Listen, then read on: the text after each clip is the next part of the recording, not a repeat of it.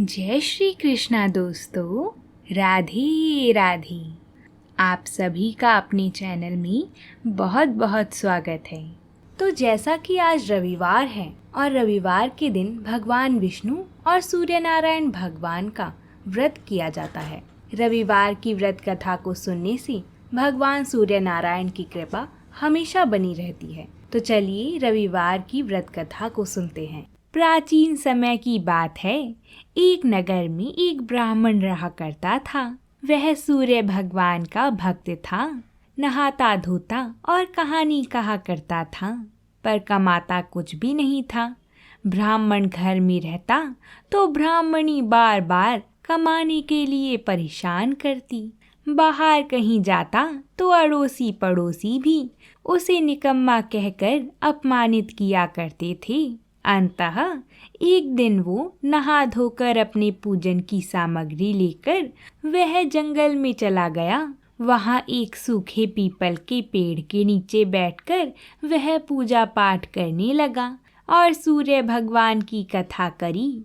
वहाँ पीपल के पास एक सूखा सा तालाब भी था। उसमें थोड़ा सा ही पानी था। उसी पानी से लोटा भरकर सूर्य भगवान को जल चढ़ाया। पूजा का जल बहकर पीपल के पेड़ और सूखे तालाब में भी गया। जल के जाते ही सूखा पीपल हरा भरा हो गया तथा सूखा तालाब साफ पानी से भर गया। उस जल में सूर्य भगवान दिखाई देने लगे और कहने लगे कि हे ब्राह्मण, मांग, तू क्या मांगता है। जब ब्राह्मण ने यह सुना तो वह घबरा गया और सोचने लगा कि लगता है पीपल में कोई भूत रहता है। रोज जब वह पूजा करता तभी आवाज आती। सुन सुनकर वह चिंता के कारण दुबला होने लगा था। ब्राह्मण से मिलने जंगल आती थी। उसने ब्राह्मण से पूछा, आप दिन प्रतिदिन दुबले क्यों हुए जा रहे हो। तब ब्राह्मण ने सारा हाल बताया। तब ब्राह्मणी ने कहा कि आपके पूजा के बाद ही आवाज आती है ना। मुझे तो लगता है सूर्य भगवान स्वयं आते हैं। इस बार जब आवाज आई तो तुम सब कुछ मांग लेना। ब्राह्मण ने बोला, कैसे मांगू? ज्यादा कुछ कहना होगा तो मैं भूल जाऊंगा। कोई ऐसी तरकीब बताओ जिससे कम शब्दों में ज्यादा सा मिल जाए। ब्राह्मणी ने कहा, तुम इस प्रकार कहना, 9 खंडे महल के अंदर सोने के पालने में पड़पोते को दास दासियों द्वारा खिलाते अपनी आंखों से देखूं। इस प्रकार लंबी उम्र, महल, बेटे, पोते, पड़पोते और धन सब मिल जाएगा। क्योंकि जब धन होगा तभी तो सोने का पालना दास दासियां होंगी और आंखें घुटने ठीक होंगे, तभी तो पड़पोते को सोने के पालने में झूला झुला सकेंगे और देख सकेंगे। दूसरे दिन पूजा के बाद आवाज आई तो ब्राह्मण ने वैसा ही कहा जैसा ब्राह्मणी ने समझाया था। सूर्य भगवान ने कहा, दिखने में तो तू भोला लगता है, पर एक ही बार में सब मांग लिया। सूर्य भगवान ने कहा, जा, तेरी इच्छा पूरी होगी। ब्राह्मण जंगल से घर आया तो उसने देखा कि उसकी टूटी हुई झोपड़ी की जगह एक 9 खंडा महल खड़ा है। दास दासियां आ जा रहे थे। ब्राह्मण ने उनसे कहा, यहाँ मेरी झोपड़ी और बूढ़ी ब्राह्मणी थी, वह कहाँ गई। उस समय महल की खिड़की से एक सुंदर औरत गहनों और सुंदर कपड़ों से सजी हुई बाहर आई और ब्राह्मण से बोली, आ जाओ, ये अपना ही घर है। सूर्य भगवान ने तुम्हारी मनोकामना पूर्ण कर दी है। ब्राह्मण ने कहा, हम इतने धन का क्या करेंगे। ब्राह्मणी ने कहा, धन से क्या नहीं होता, दान पुण्य यज्ञ होम करेंगे। फिर ब्राह्मण ने वैसा ही किया। अब राजा की जगह ब्राह्मण का सभी गुणगान करने लगे। राजा ने ये सब सुनकर ब्राह्मण को बुलवाया और पूछा कि कल तक तो आपको खाना भी नहीं मिलता था, आज ये धन कहाँ से आ गया? बताओ, तुमने कहाँ से चोरी करी या डाका डाला है? ब्राह्मण ने कहा कि ये सब तो सूर्य भगवान की कृपा है महाराज, और अपनी सारी कहानी बता दी।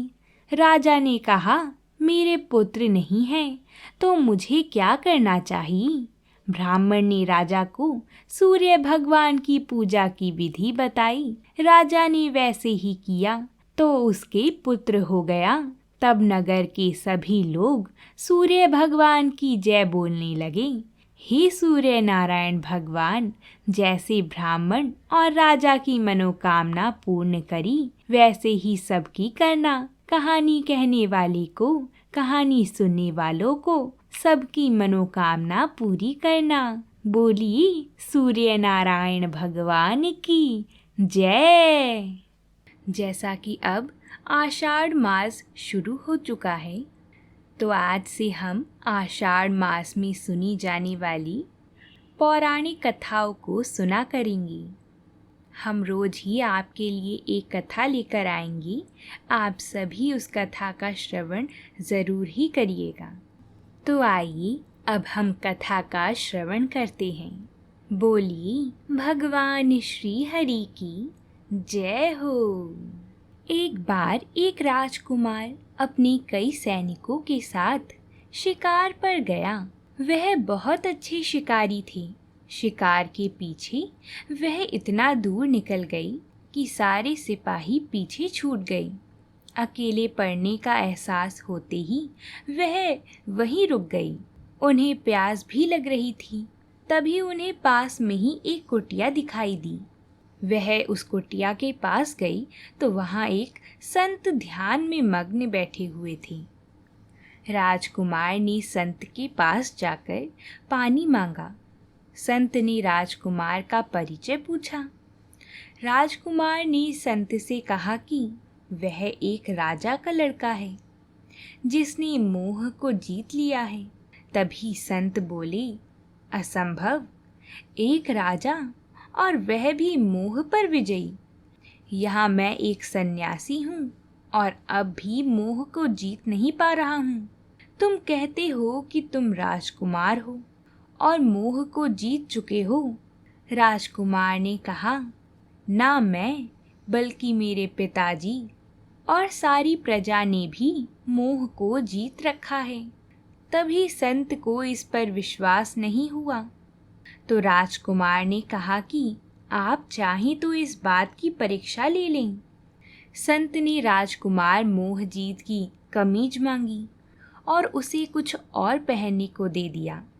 तब संत ने एक मरे हुए जानवर के खून में राजकुमार की कमीज को डुबाया और शहर में चीखता हुआ पहुंच गया कि राजकुमार को एक शेर ने मार दिया। शहर के लोग कहने लगे, अगर वह चला गया तो क्या हुआ? आप क्यों विलाप कर रहे हो? वह उसका भाग्य ही था। संत ने सोचा कि प्रजा नहीं चाहती होगी कि राजकुमार भविष्य में राजा बने, इसलिए इस तरह की प्रतिक्रिया व्यक्त कर रहे हैं। तब संत राजा के महल में गया और राजकुमार की मौत की बात उसके भाई और बहन को सुनाई। उन्होंने कहा कि अब तक वह हमारा भाई था, अब किसी और का भाई बन जाएगा। कोई हमेशा के लिए तो साथ नहीं रह सकता, इसलिए रोने और चिल्लाने की आवश्यकता नहीं है।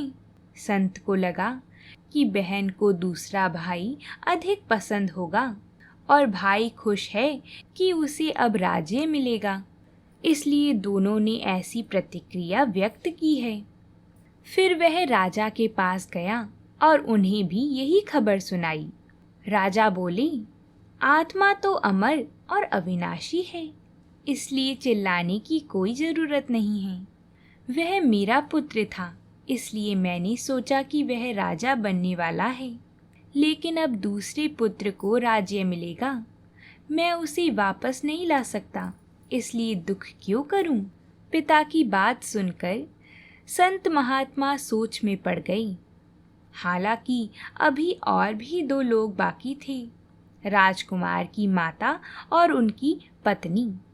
संत ने सोचा कि यह दो व्यक्ति तो जरूर पुत्र और पति को लेकर व्याकुल होंगे, लेकिन वहां से भी वैसा ही उत्तर पाकर संत को यकीन ना हुआ। वह आश्चर्य में पड़ गई। उसे अपने आप पर ही विश्वास नहीं हो रहा था। आखिरकार वह हार गया और उसने अपने आने का उद्देश्य और राजकुमार के जिंदा होने की बात सबको बता दी। इसके बाद राजकुमार ने वापस आकर अपना राज्य संभाला और वहाँ हर चीज पहले की तरह चलती रही। तो अगर आप सभी को ये कथा पसंद आई हो तो वीडियो को लाइक ज़रूर करें। प्रेम से बोलिए भगवान विष्णु की जय हो।